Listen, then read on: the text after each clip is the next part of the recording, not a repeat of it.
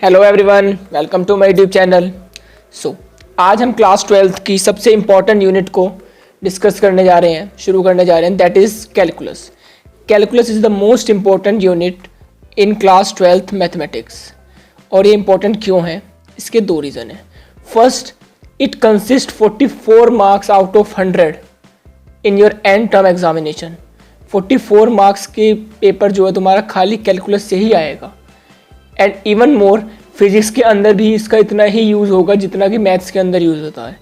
जितने भी तुम क्वेश्चंस करोगे, न्यूमेरिकल्स करोगे, फिजिक्स में अधिकतर तुम्हारी कैलकुलस यूज़ होगी। बिना कैलकुलस के तुम्हारी फिजिक्स भी बहुत वीक हो जाएगी। ये दो इसके मेन रीज़न है कि कैलकुलस हमारी बहुत इंपॉर्टेंट यूनिट है। इसे हमें बहुत ही सीरियसली करना है। इसके लिए तो हमारे दो प्रीरिक्विजिट्स हैं। वो है कि एक तो हमें ग्राफ पता होना चाहिए। ग्राफ किन किन फंक्शंस के, example parabola, circle, ellipse, straight line, इन सब के ग्राफ्स हमें पता होने चाहिए। ट्रिग्नोमेट्रिक फंक्शंस के, जिनमें से काफ़ी जो तुम्हारे चैप्टर के अंदर मोस्टली यूज़ होंगे, वो सब मैंने डिस्क्रिप्शन बॉक्स में तुम्हें एक फाइल दिया, उसके अंदर है सारे। एंड सेकंड इज़ लिमिट्स, जो हमने तुम्हें क्लास 11th में तुमने लिमिट्स वाला चैप्टर पढ़ा था, उसके कंसेप्ट तुम्हें बेसिक कंसेप्ट क्लियर होने चाहिए। ये दो प्रीरिक्विजिट्स हैं। इस यूनिट के अंदर अगर हम एनसीईआरटी के हिसाब से देखें तो 5 चैप्टर्स में ये यूनिट डिवाइडेड है according to the NCERT. First is continuity and differentiability, second application of derivatives, third integration, fourth application of integral और फिफ्थ है डिफरेंशियल इक्वेशन। ये 5 चैप्टर एनसीईआरटी के मिला के कैलकुलस यूनिट को कंप्लीट करते हैं। आज इस वीडियो के अंदर हम सबसे पहले कंटिन्यूटी एंड डिफरेंशिएबिलिटी इस चैप्टर को स्टार्ट करने जा रहे हैं और इस चैप्टर को सीखेंगे। The first term is continuity. सबसे पहले कंटिन्यूटी के बारे में पढ़ते हैं। कंटिन्यूटी वर्ड किससे बना है? कंटिन्यूअस वर्ड से। कंटिन्यूअस वर्ड का मतलब क्या होता है? एक ऐसा वर्ड, मतलब कि कोई ऐसी कर्व जिसके अंदर ब्रेक ना हो, विदाउट एनी ब्रेक। हम किसी भी फंक्शन को कंटिन्यूअस क्या कब कहेंगे?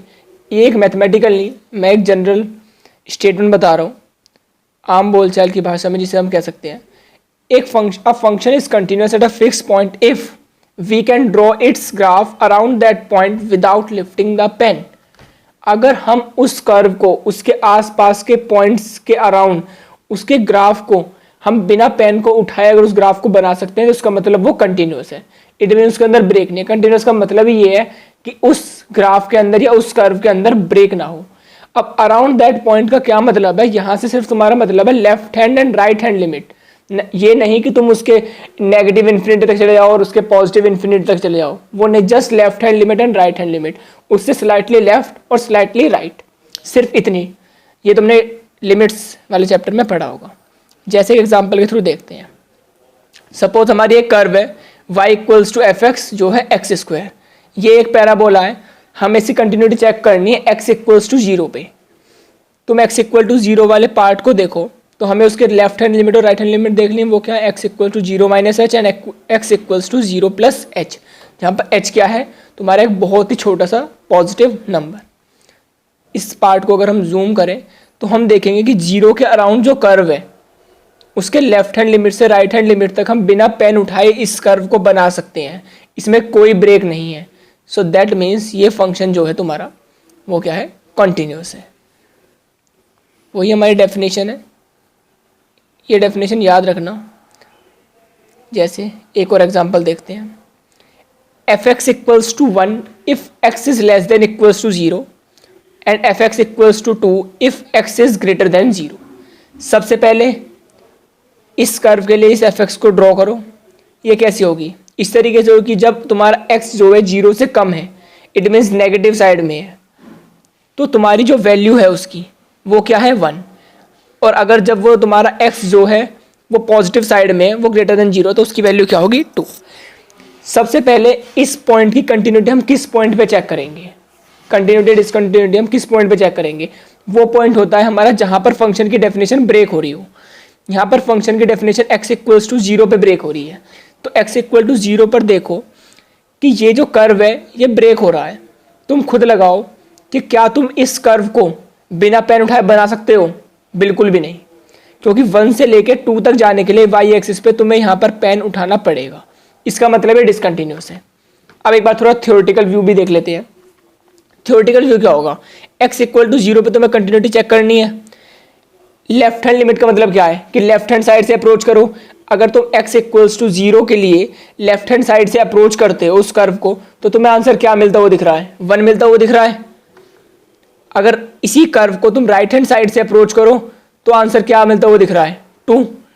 सो इसका मतलब क्या कि लेफ्ट हैंड लिमिट 1 है और राइट हैंड लिमिट 2 है, तो दोनों क्या है? बराबर नहीं। It means the function is discontinuous. अब ये left hand limit, right hand limit, इन सबको अभी थोड़ा और डिटेल में करते हैं आगे। ये सिर्फ एक एग्जांपल था कंटिन्यूटी को समझाने का।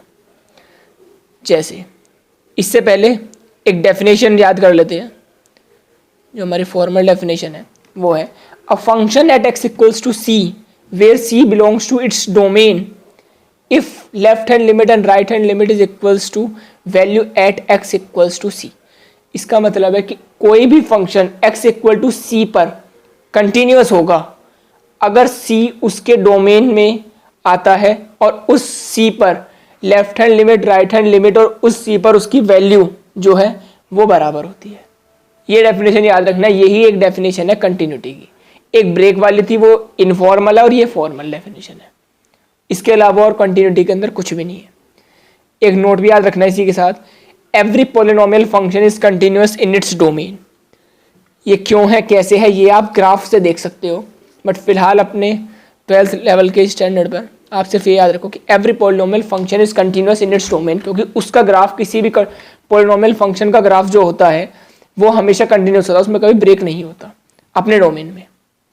जैसे एक क्वेश्चन करते हैं, चीज़ें और क्लियर हो जाएंगी।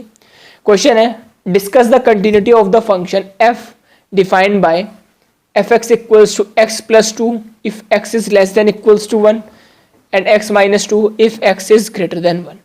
सबसे पहले ये देखो कि फंक्शन की डेफिनेशन कहाँ पर चेंज हो रही है, एक्स इक्वल्स टू 1 पर।